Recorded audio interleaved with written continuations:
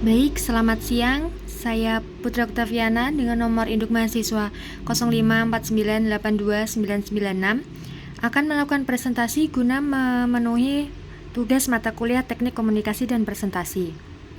Presentasi yang akan saya bawakan berjudul Identifikasi Karakteristik Guna Lahan dan Kegiatan di Kota Bandung. Latar belakang permasalahan, perkembangan kota melalui pertumbuhan dan transformasi. Transformasi mempengaruhi sosial, ekonomi, dan lingkungan. Konsep transformasi kota. Transformasi kota berlangsung melalui 4 tahapan, yaitu 1. Penetrasi, yaitu masuknya fungsi baru ke suatu kawasan. 2. Invasi, ketika fungsi baru mulai berkembang lebih luas. 3. Dominasi, saat fungsi baru menjadi lebih menonjol. 4. Suksesi, yaitu ketika fungsi lama digantikan sepenuhnya oleh fungsi baru. Permasalahan perkotaan. Transformasi guna lahan tidak selalu berjalan sesuai rencana tata ruang. Perubahan yang tidak terkendali dapat menimbulkan berbagai masalah, seperti konflik penggunaan lahan, perubahan struktur kota, penurunan kualitas lingkungan, serta dampak sosial dan ekonomi bagi masyarakat perkotaan. Pentingnya penata gunaan lahan. Dalam menghadapi perubahan tersebut, pemerintah memiliki peran penting dalam mengendalikan pemanfaatan ruang. Penataan guna lahan yang baik dapat meningkatkan efisiensi penggunaan lahan, mengurangi konflik antar kegiatan, serta menciptakan manfaat sosial dan ekonomi yang lebih besar bagi masyarakat. Apa itu pengertian guna lahan? Guna lahan ialah fungsi dominan yang ditetapkan pada suatu kawasan, sementara itu, kegiatan merujuk pada aktivitas yang dilakukan masyarakat dalam memanfaatkan ruang. Hubungan antara guna lahan dan kegiatan menjadi dasar dalam memahami dinamika perkembangan kota. Jenis-jenis guna lahan. Secara umum, guna lahan perkotaan dapat dikelompokkan menjadi beberapa kategori, yaitu 1. Perumahan, komersial, industri, ruang terbuka hijau, kawasan lindung, kawasan campuran, serta fungsi lainnya. Setiap jenis guna lahan memiliki karakteristik dan pola kegiatan yang berbeda-beda. Tujuan survei. Tujuan utama survei ini adalah mengkaji kesesuaian antara guna lahan dan kegiatan yang berkembang di dalamnya.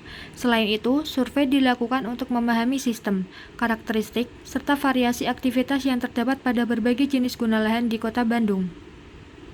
Sasaran survei. Sasaran survei meliputi 3 hal utama, yaitu 1. Mengidentifikasikan karakteristik guna lahan.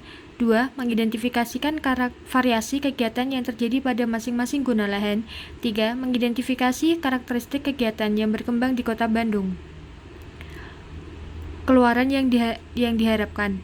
Hasil akhir dari kegiatan ini adalah laporan survei yang dapat digunakan sebagai bahan pendukung dalam proses perencanaan wilayah dan kota. Laporan tersebut diharapkan mampu memberikan informasi yang akurat mengenai kondisi pemanfaatan ruang di Kota Bandung.